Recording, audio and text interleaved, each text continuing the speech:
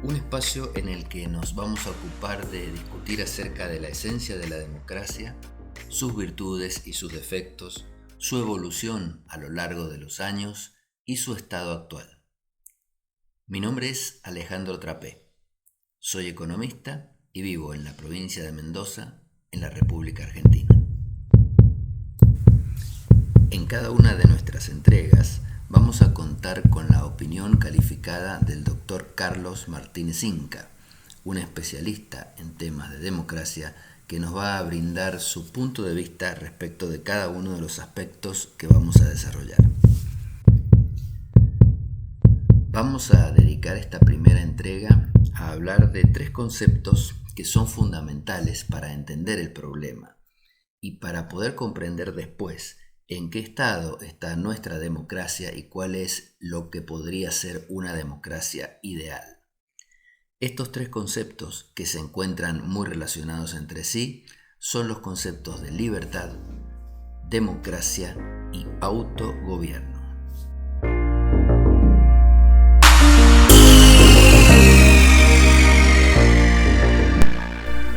El primero de los conceptos que nos interesa remarcar es el concepto de libertad. La idea de libertad es una idea positiva, una idea atractiva. Es decir, cualquier persona quiere tener más libertad y se molesta o se frustra cuando tiene menos libertad. Cuando a una persona le coartan la libertad de alguna manera, ya sea a través de una disposición, de una regulación, de una prohibición, esa persona se siente vulnerada en su derecho a ser libre. Por lo tanto, tendríamos que pensar que la libertad es algo bueno para la persona, es algo bueno para una comunidad. Es bueno que los hombres y las mujeres sean libres y no es bueno que pierdan su libertad o la vean recortada. Sin embargo, como todos sabemos, la libertad es un concepto que individualmente es muy bueno, pero cuando vamos a un grupo, es decir, cuando nos remitimos a una sociedad, el concepto de libertad tiene que ser matizado, porque si todas las personas de esa sociedad fueran plenamente libres y pudieran hacer todo lo que quisieran, probablemente estarían vulnerando la libertad de los que están alrededor. Por eso existe la famosa frase de que mi libertad llega hasta donde comienza la libertad del otro. Esto quiere decir que cuando vivimos en comunidad podemos ejercer nuestra libertad, pero de alguna manera la vemos recortada por la libertad de los demás, es decir, por no disminuir con nuestras acciones libres la libertad de los demás. Y esto termina siendo a la larga un precio que tenemos que pagar por vivir en comunidad y por las bondades que para nosotros tiene vivir en comunidad. Si uno quisiera ser una persona completamente libre, se podría ir a vivir a una isla desierta en donde nadie coartaría su libertad o donde las libertades individuales no se superpondrían y no se molestarían unas a otras. Cuando las personas decidimos vivir en comunidad, ya sea una comunidad pequeña como una familia o una comunidad grande como un país, estamos aceptando de alguna manera que nuestra libertad se disminuya en parte. De todas maneras, tal como lo venimos diciendo, la libertad sigue siendo un concepto positivo, un concepto de lo que queremos tener más, de algo que queremos disfrutar más, y de que cuando disfrutamos menos o nos las coartan de alguna manera, reducen nuestra felicidad o nuestro bienestar. Precisamente en relación a este tema, Carlos, ¿vos pensás que en las sociedades modernas somos más libres o éramos más libres antes cuando teníamos menos preocupaciones, menos estrés? Cuando uno se plantea la pregunta si somos más libres las personas en la sociedad moderna, la respuesta, para ser objetiva y ecuánime, requiere que uno apele a alguna unidad de medida, alguna pauta, algún patrón, algún baremo objetivo que nos permite responder de manera ecuánime esa pregunta. Y en ese sentido yo tomaría dos pautas, dos enfoques: el enfoque jurídico, el enfoque de los derechos, es decir, de cuántos derechos hemos reconocido y cuántos nos quedan por reconocer, y el enfoque de capacidades, que es del gusto y de la preferencia de Amartya Sen, como bien sabrás vos,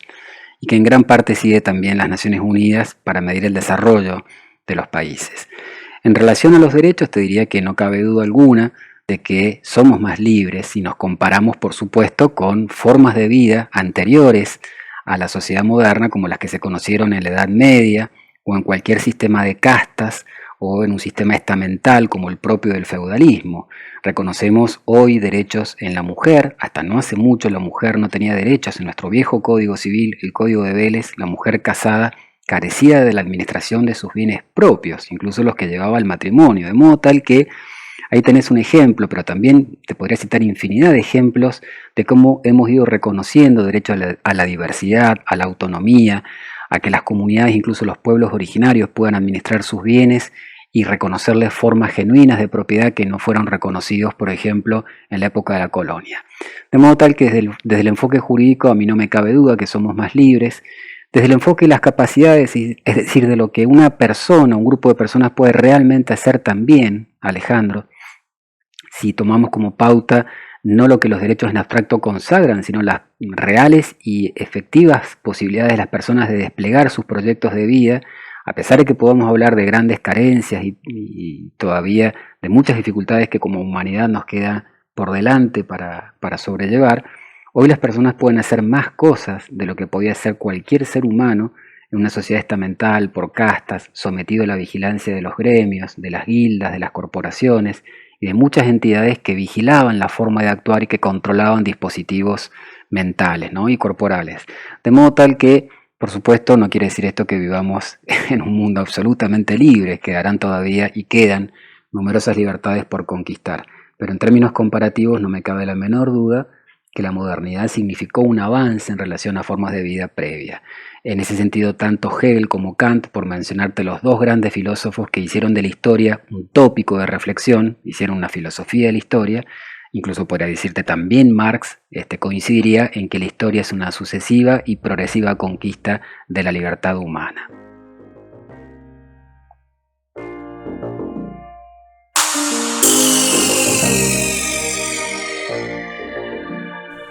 Habiendo concebido a la libertad de esa manera, el concepto de autogobierno surge naturalmente y se asocia mucho a la idea de libertad.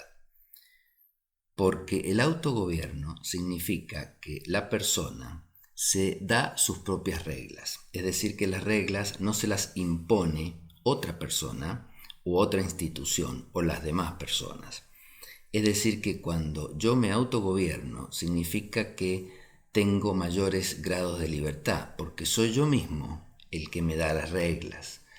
Cuando otra persona me comienza a imponer sus propias reglas, o un gobierno me comienza a imponer sus propias reglas, de alguna forma comienza a recortar mi libertad. Resulta muy común escuchar que cuando somos jóvenes o somos adolescentes y nuestros padres nos imponen algún tipo de conducta o nos imponen algún tipo de prohibición, volvé a tal hora, no vayas a tal lugar, no te reúnas con tal persona, lee tal libro, no mires tal programa de televisión. Es decir, en todos esos casos nos está coartando la libertad y nos está imponiendo algún tipo de regla o de regulación o de pauta, y con eso estamos perdiendo nuestro autogobierno. Deberíamos pensar entonces que la libertad se encuentra íntimamente vinculada al autogobierno. Mientras más puedo autogobernarme, más libre soy. Esto desde el punto de vista individual. Cuando nos vamos a la comunidad, es decir, a un grupo de personas, también podemos pensar que la libertad de ese grupo está vinculado a la posibilidad que tiene ese grupo de autogobernarse. Es decir, cuando ese grupo, no ya esa persona, sino esa reunión de personas tiene la capacidad de darse sus propias reglas, darse sus propias normas, entonces ese grupo se autogobierna y ese grupo disfruta de un mayor grado de libertad. En cambio, si otro grupo u otras personas le imponen a ese grupo reglas, le coartan su libertad de alguna manera o le reducen su libertad de alguna manera a través de determinadas reglas, entonces el grupo está perdiendo su capacidad de autogobierno y el gobierno de las acciones de esas personas está siendo dirigido por otras o por otra, que es la persona que finalmente dicta, de allí viene la palabra dictador, las reglas para que esa comunidad se maneje.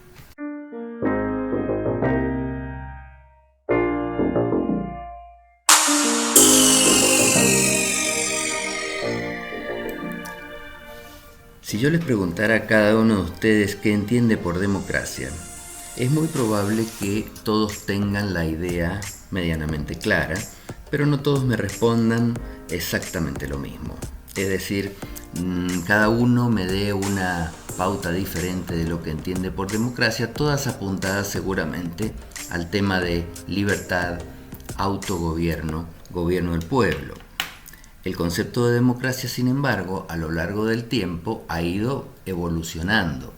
desde una democracia que se desarrollaba en la plaza ateniense hasta una democracia que se realiza hoy mediante voto electrónico en los países desarrollados. La tercera idea que queremos destacar acá es la idea madre de este podcast, es decir, la idea de democracia. Y esta idea de democracia se encuentra también muy vinculada con las dos anteriores, es decir, con la de libertad y la de autogobierno, porque la democracia es un sistema en donde la persona, o en este caso el pueblo o la comunidad, se autogobierna, es decir, elige cómo va a comportarse, qué reglas van a regular su comportamiento, qué pautas va a seguir, qué cosas va a poder hacer y qué cosas no va a poder hacer. El mismo grupo lo elige y allí está el concepto de democracia, de gobierno del pueblo. Es decir, el grupo es el que decide cuál va a ser el límite que tenga su comportamiento o los límites que guíen los comportamientos de sus individuos, de manera que la libertad de cada uno vulnere lo menos posible a la libertad de los otros. La democracia entonces es un sistema en donde el pueblo se da sus propias normas, elige sus propios gobernantes, que son las personas que van a darle sus normas al pueblo y van a regir su comportamiento. Sin embargo, allí ya está apareciendo una figura muy importante para la democracia, que es el gobernante. Es decir, estamos entrando en el terreno de la democracia representativa, lo cual amerita una serie de discusiones adicionales a las que vamos a ir entrando lentamente, porque cuando se pasa de la democracia amplia, o sea, la democracia popular, en donde todos tienen la posibilidad de discutir todos los temas y darse todas sus propias normas de comportamiento, y pasamos a una democracia representativa, donde por el número de personas necesitamos reducir el número de individuos que discuten los temas, pasamos al ámbito de la representatividad o de la representación democrática, que es un tema de suma importancia y en particular ha asumido mucha importancia y gravedad en los últimos años. Es un poco difícil entonces dar una definición de lo que es democracia, existiendo todas esas variantes posibles que responden al concepto de autogobierno, responden correctamente a ese concepto. Entonces, para comenzar, vamos a caracterizar la democracia como lo hace uno de los especialistas en este tema, que es Robert Dahl, que lo que hace es no decir qué es democracia a través de una definición, sino que decirlo a través de 5 criterios que debería cumplir una organización social para que la podamos llamar democrática.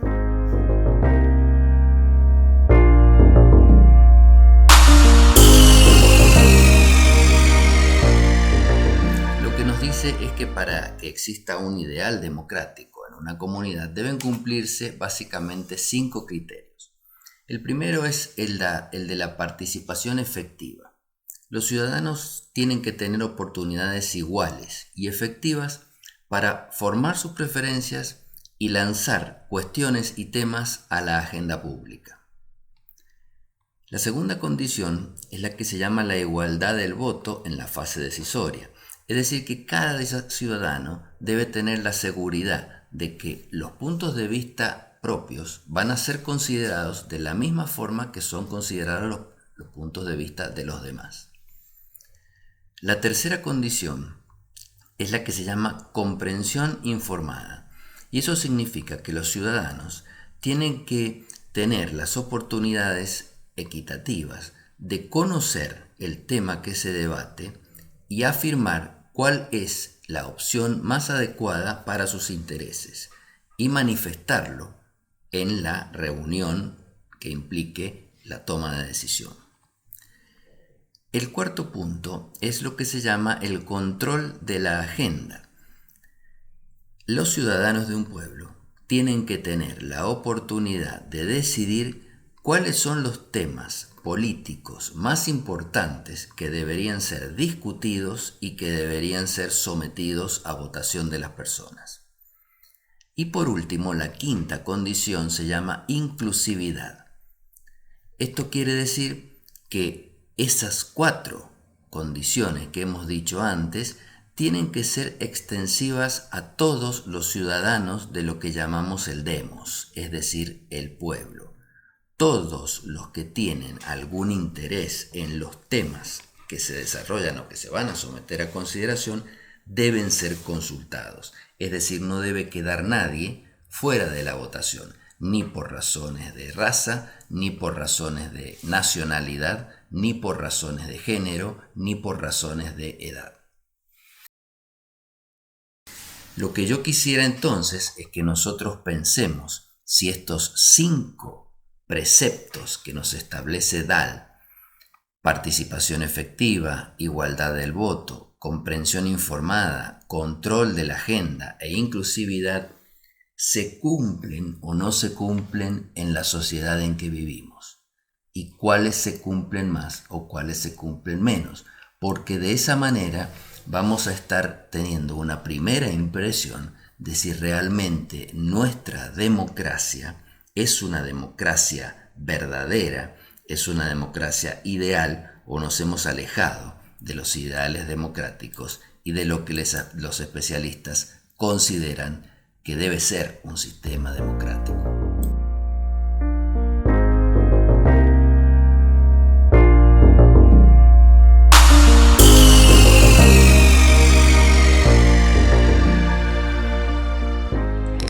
De las 5 condiciones que Robert Dahl señaló en esa obra clásica de los años 70 en torno a la democracia formal y la democracia material, te diría que en mi opinión la que menos se cumple o la que todavía revela una deuda pendiente de los sistemas democráticos, constitucionales occidentales,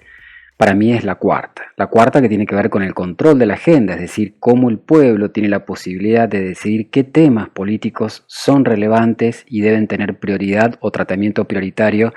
en la agenda de nuestros políticos o representantes, ¿no? En ese sentido, yo pienso que hemos retrocedido lamentablemente en una especie de, bueno, por un fenómeno que en general está estudiado por la mayoría de los teóricos, que es el fenómeno de la apatía, pero también de la falta o de la pérdida de transformación de la legitimidad democrática, ¿no? Eso ha sido trabajado muy bien por un teórico francés, Pierre Rosanvallon,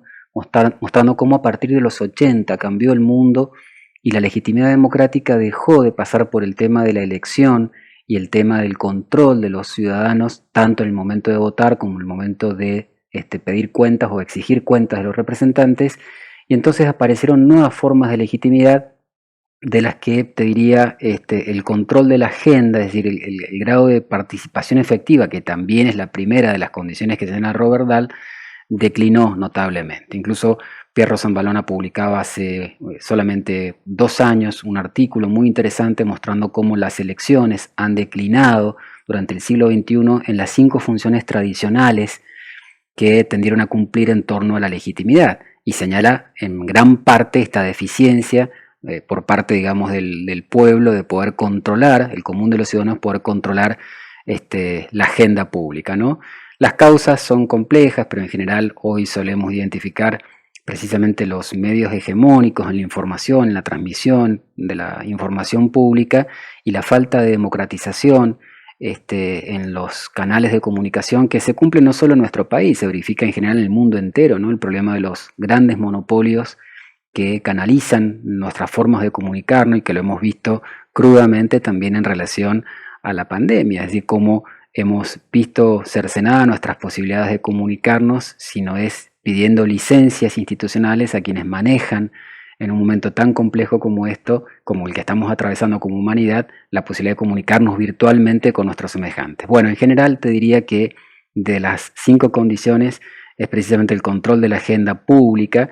por la presión que tienen los grandes grupos concentrados de la información, los grandes medios hegemónicos de poder justamente garantizar una democratización de los temas prioritarios o relevantes por parte del pueblo. Y eso quizás en gran medida también, Alejandro, tenga relación con la primera condición, es decir, con la participación efectiva, porque en la medida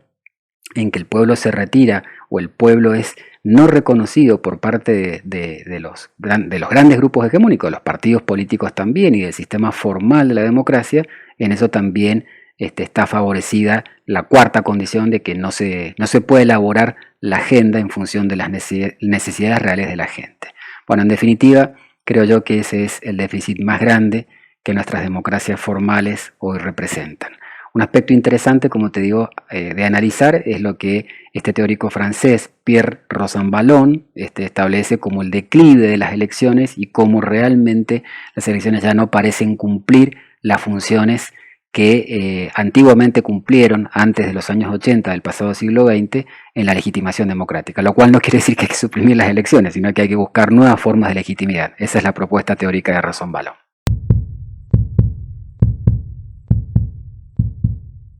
Sí, efectivamente, Carlos. Vamos a revisar nosotros en próximas entregas justamente el círculo vicioso que se produce entre la crisis de representatividad de los partidos políticos y la apatía de la población. Con estas reflexiones entonces cerramos nuestra primera entrega. La relación que hemos establecido entre libertad, autogobierno y democracia va a ser el primer paso para entender cómo un sistema democrático funciona, cómo funciona bien y cómo se deteriora. En siguientes entradas abordaremos por separado cada uno de los temas e iremos profundizando el problema de la democracia en nuestros países.